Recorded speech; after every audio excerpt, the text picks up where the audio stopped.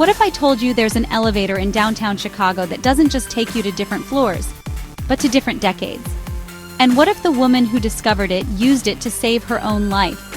This is the impossible true story of Rebecca Martinez, a 34-year-old architect who stumbled upon the most dangerous elevator in America, and why she can never tell anyone where it is.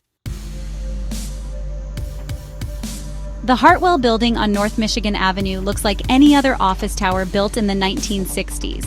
42 floors of glass and steel, housing law firms, accounting offices, and architectural companies. Rebecca Martinez worked on the 31st floor for Morrison & Associates Architecture. She'd been putting in 60-hour weeks for 3 months, trying to make partner before her 35th birthday. On March 18, 2021, Rebecca was working late again. It was 11:47 p.m. when she finally decided to call it quits. She gathered her things, headed to the elevator bank, and pressed the down button. But when the elevator arrived, something was wrong. The interior looked different, older. The buttons weren't the usual numbered floors. Instead, they were labeled with years: 1987, 1994, 2003, 2015. Rebecca assumed it was some kind of maintenance elevator she'd never seen before. Exhausted and thinking it was just weird building equipment, she stepped inside and pressed what she thought was the ground floor button. It was labeled 2019. The elevator didn't feel like it was moving down. It felt like it was moving sideways, through time. The numbers on the display weren't floors, they were years, counting backward. 2020, 2019, 2018. When the doors opened, Rebecca stepped into the Hartwell building lobby. But it wasn't the lobby she knew. The furniture was different. The security guard was a man she'd never seen before, and the newspapers on the coffee table were dated March 18, 2019, 2 years in the past, exactly 2 years to the day. Rebecca's hands shook as she walked outside. The cars were older models. The construction project across the street, the one that had been completed for over a year, was still under construction.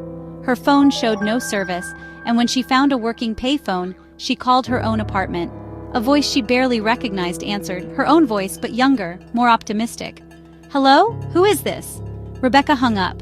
She was in 2019, and another version of herself was living her life. Rebecca raced back to the Hartwell building, desperate to find the same elevator. But when she pressed the call button, a normal elevator arrived. Regular floor numbers. No time dates. She tried every elevator in the building. Nothing. Just normal elevators going to normal floors. She was trapped in 2019. For 3 days, Rebecca lived in 2019. She stayed in a cheap motel, used cash she had in her wallet, and researched everything she could about the Hartwell building. That's when she discovered the truth. The elevator was installed in 1963 by Temporal Dynamics Corporation, a company that officially never existed, but had a single patent filed for chronological transportation via electromagnetic field manipulation. The elevator had been responsible for 17 disappearances over the decades, people who rode it and never returned. The building management had tried to have it removed, but every time they did, it reappeared.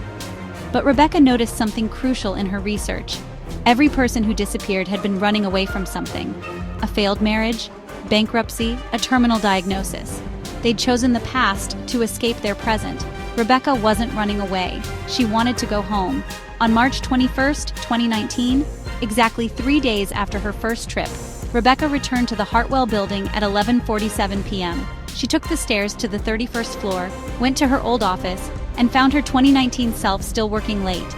"You need to leave. Go home. Right now." "I'm sorry, who are you? How did you get in here?" "I'm you.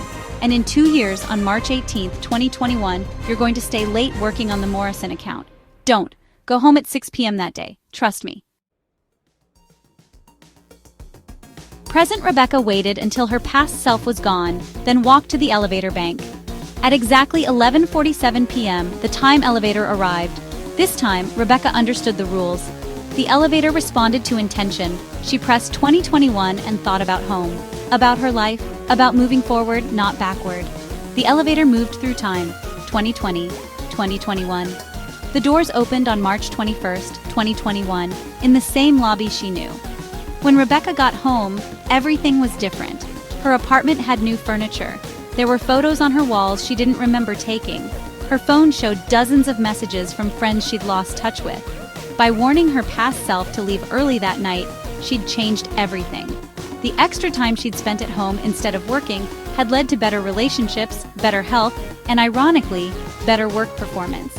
She was now a partner at Morrison & Associates. The promotion she'd been killing herself to achieve had come naturally when she'd learned to maintain work-life balance. Rebecca still walks past the Hartwell building every day. She never goes inside, but sometimes late at night she sees other people entering the building with that same desperate, exhausted look she'd once had. She wants to warn them, but she's learned that some lessons can only be taught by time itself. The Hartwell building still stands on North Michigan Avenue. The time elevator still appears to those who need it most, but only at 11:47 p.m., and only to people who are desperately trying to escape their present. Building security has footage of people entering at 11:47 p.m. who never appear on the exit cameras. The elevator shaft between floors 31 and 32 is listed as maintenance access only in the building blueprints. Rebecca keeps a journal of everything she learned about the elevator, the rules, the risks, the way it changes everything. She's written one entry she reads every night. Time travel isn't about changing the past. It's about understanding what you really want from the future.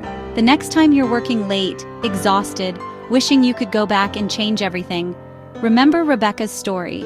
Sometimes the answer isn't going back in time. Sometimes it's about making better choices right now.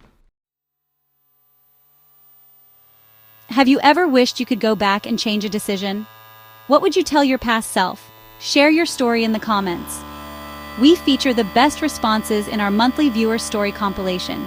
If you enjoyed this mind-bending story, hit that like button and subscribe for more impossible true stories. Next week, we'll explore the gas station in Nevada where customers pay with currency from the future. And remember, every choice you make today creates the tomorrow you'll live in. Until next time, choose wisely.